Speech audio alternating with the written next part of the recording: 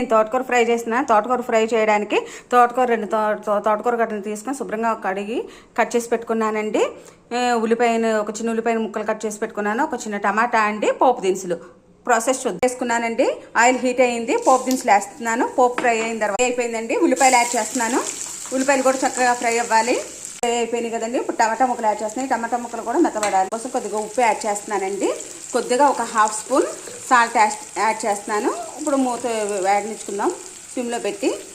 కూడా మొగ్గిపోయినాయండి. నేను ఇప్పుడు తోటకూర యాడ్ చేస్తాను.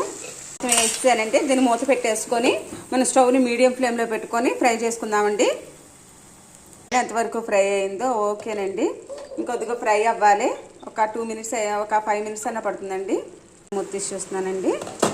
ఓకేనండి, మన తోటకూర ఫ్రై అయితే రెడీ అయిపోయింది. చూసారా ఎంత బాగుందో. మనం ఎక్స్ట్రా కారం ఏమి యాడ్ చేయనవసరం లేదండి. మనం పోపులో వేసిన మిర్చి అయితే కారం సరిపోతుంది.